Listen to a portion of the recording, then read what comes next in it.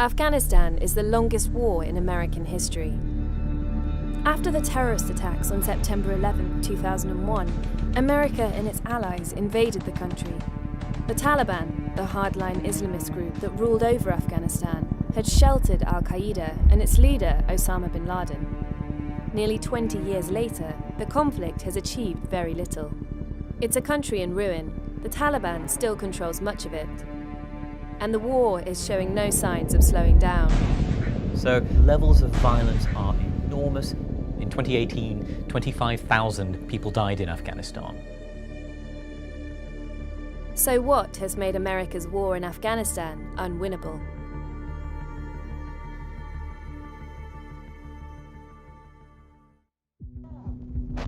Afghanistan has been mired in conflict for over 40 years.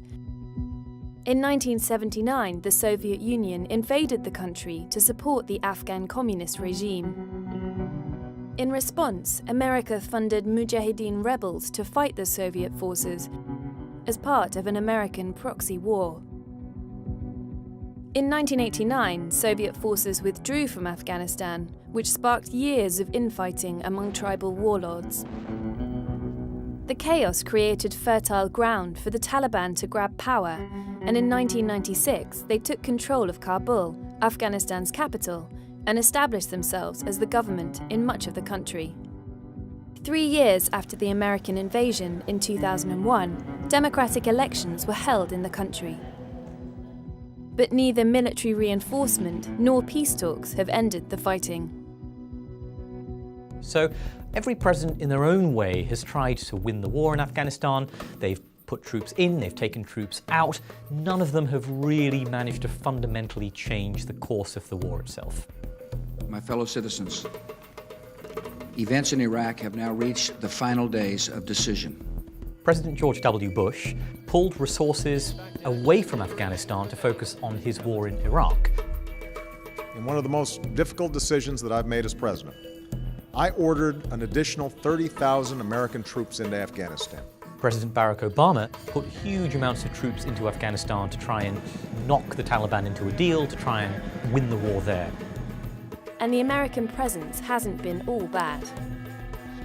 For all the good they've done, allowing girls to go back to school, creating a democratic government, there's no real sense in which much of that can survive beyond the period in which the Americans leave and the funds dry up. That's because the Taliban are now in control of more of Afghanistan since 2001. Today, almost 18% of all Afghan districts are under Taliban control, and 48% are contested. How have they been able to extend their power? The Taliban don't have military might. They don't have warplanes or tanks or advanced equipment. What they do have is local legitimacy. They have persuaded many people that their version of swift Islamic justice is more legitimate than the corrupt Afghan government.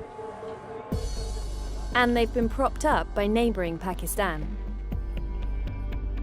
Some people will say Pakistan, which helped form the Taliban in the early 1990s, was too committed to helping their Islamist allies survive. They sheltered the Taliban leadership in Pakistan. They gave arms and weapons to the Taliban to help them gain support in Afghanistan. There is also drug money. 90% of the world's heroin comes from Afghanistan, and this is a strong source of funding for the Taliban. Opium has been a big part of the war. It's been a part of the conflict economy. The profits help fund them, making the Taliban one of the wealthiest armed non-state groups in the world. Efforts to destroy the opium crop effectively destroyed the livelihoods of farmers and in some cases made them more sympathetic to the Taliban. And more hostile to the government the Americans installed after 2001. People will say that the West created an overly centralized, domineering state in Afghanistan run by an overly powerful president who didn't pay attention to the ethnic, tribal, social heterogeneity of the country. I think all of these were reasons, but I think it's also the case that no big counterinsurgency campaign with lots of troops has ever really worked in a society like Afghanistan in recent years. Is it time for America to leave? President Donald Trump has been trying to strike a deal with the Taliban to reduce the amount of American troops in Afghanistan. Donald Trump kicked off the most serious negotiations between America and the Taliban that have ever occurred, only to have decided to walk away at the last minute. As both parties were about to meet in September 2019, a Taliban attack killed an American soldier. Donald Trump doesn't want to go into his election with 14,000 troops in Afghanistan. If America is seen to be in a rush, the Taliban will simply count down the clock until everyone leaves and they can take over Afghanistan. If and when the Trump administration and the Taliban strike a deal, the worry is that Mr. Trump will quickly reduce troops in Afghanistan without securing lasting peace.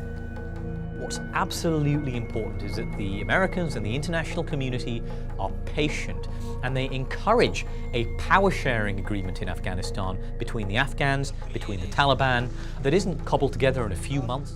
But does the Trump administration have the will to do it? If you enjoyed this film, you can find more Economist coverage on Afghanistan in the links below. To stay tuned for more Economist films, click subscribe. Thanks for watching.